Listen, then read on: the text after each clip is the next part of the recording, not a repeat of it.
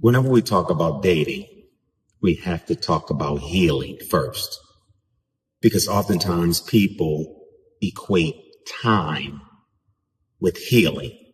And so we meet somebody and we think that because this person hasn't dated for several years or they haven't been in a full-fledged relationship, that they're healed. Or the person with whom has been out of the relationship for some time, they believe that they're healed. And neither one is right. Healing can never equate to the amount of years that a person has been separated from their loved one. No, we can't continue to go through life automatically thinking for the next person. And we can't continue to go through life thinking that healing in years is the complete regimen that needs to take place. No, there are steps that need to take place to ensure, number one, that you're dating somebody that is healed.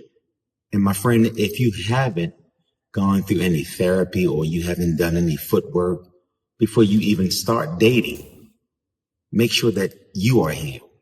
Between the two extremes, first we have one person who's been in a relationship for 2 years, but the relationship ended. And as a result of the relationship ended, they gave some separation. They gave 6 months, they gave a year, and then they moved on to the next. They thought that they were healed, but then the next person that they moved on to does something that resembled the person prior to. And what we have is two people together that shouldn't have never been together. Why?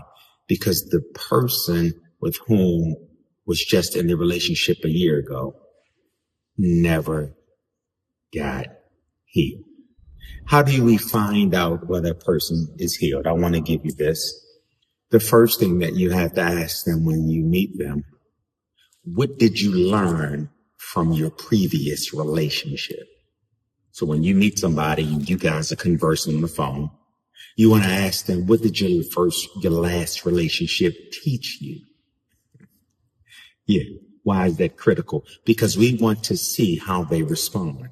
If they haven't learned from the last relationship, if they have not learned anything about themselves from the last relationship, that means that they hadn't become a better person as a result of their last relationship. That's number one. If they continue, the number two sign is that of them not healing is that when they continue to blame or continue to talk about the other person, be it negatively, or when they continue to talk about the person all the time, they haven't healed. And the third thing is that you have to ask them, how long have you been separated from that person? This is the critical question, because we have this misnomer and people believing that it's still okay to be friends with their ex right after they break up. We call it cordial. My friends, I'm telling you that healing requires separation, not blurred boundaries. There's a difference. It requires complete separation and not blurred boundaries. There are some wounds that has to be closed and have to be healed. And the only way that can happen is through separation. So if they are still friends with that person on Facebook, if they are still friends with that person on Instagram, and they're still conversing with that person, that's what you call delayed healing.